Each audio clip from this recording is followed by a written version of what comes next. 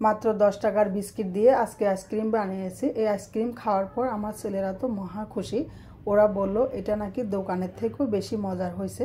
আসলে কিন্তু দোকানের থেকে অনেক বেশি মজার এই আইসক্রিম। আপনারা বাসায় কিন্তু ট্রাই করে দেখলেই বুঝতে পারবেন।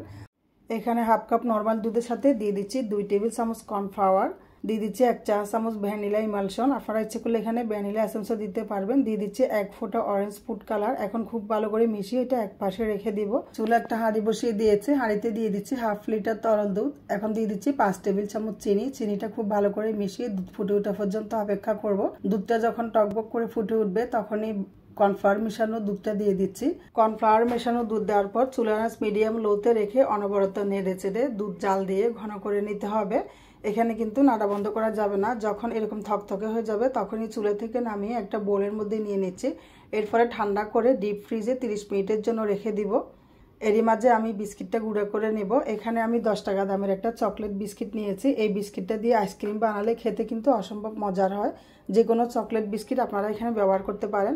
আমি বিস্কিট গুঁড়ো করে নিয়েছি। এখন 30 মিনিট পর ফ্রিজ থেকে আইসক্রিমের মিশ্রণটা বের করে নিলাম। দেখুন এটা কিন্তু পুরোটাই ঘন হয়ে গিয়েছে।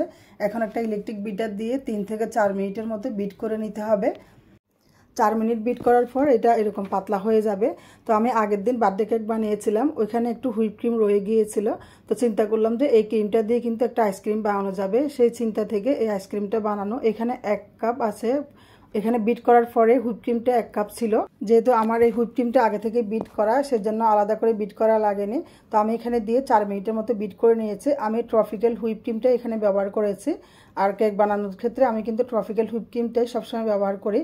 এটা বিট করা হয়ে গেছে। এখন গুঁড়া করা বিস্কিটগুলো দিয়ে দিচ্ছি। সামান্য একটু বিস্কিটের গুঁড়া রেখে দিব পরবর্তীতে আইসক্রিমের উপর দিয়ে দেওয়ার জন্য। খুব ভালো করে বিস্কিটের গুঁড়া আর আইসক্রিমটা মিশিয়ে নিতে হবে। আমি এটা খুব ভালো করে মিশিয়ে নিয়েছি। এখন একটা আইসক্রিমের বাক্স নিয়েছি। আইসক্রিমের বাক্সের মধ্যে সবগুলো আইসক্রিম দেওয়ার পরে উপর দিয়ে একটু বিস্কিটের গুঁড়া দিয়ে দিচ্ছি। আর এই বিস্কিটের গুঁড়োটা দেওয়ার কারণে আইসক্রিমের স্বাদটা কিন্তু আরও বেশি বেড়ে গিয়েছে। এখন 10 ঘন্টার জন্য ডিপ ফ্রিজে রেখে দিয়েছি। 10 ঘন্টা পর আমি ডিপ ফ্রিজ থেকে বের করলাম। আর দেখুন এটা কতটা পারফেক্টভাবে জমেছে। দেখেই কিন্তু বোঝা যাচ্ছে এটা কতটা পারফেক্ট হয়েছে। আর এই আইসক্রিমটা যখন আপনারা বাসায় ট্রাই করবেন তখনই বুঝতে পারবেন এটা কতটা মজার আইসক্রিম। অল্প কিছু উপকরণ দিয়ে খুব সহজে কিন্তু আপনারা এটা বাসায় তৈরি করতে পারবেন। তো বেঁচে যাওয়া হুইপ ক্রিম দিয়ে এইভাবেই কিন্তু আইসক্রিম যখনই মন চায় তখনই কিন্তু বানিয়ে খেতে পারবেন। যদি আমি আমার ভিউয়ার্সদেরকে আইসক্রিমটা বানিয়ে খাওয়াতে পারতাম তাহলে কত না ভালো লাগতো। যাই হোক রেসিপি কিন্তু দিয়ে দিয়েছে, বাসায় বানিয়ে খেয়ে ফেলবেন। রেসিপিটা ভালো লাগলে ফেসবুক পেজটা ফলো দিয়ে রাখবেন, ভিডিওটা শেয়ার করে রাখবেন আপনাদের টাইম লাইনে। তাহলে কথা হবে পরবর্তী ভিডিওতে। আজকের মতো এখানে বিদায় নিচ্ছি। আল্লাহ হাফেজ।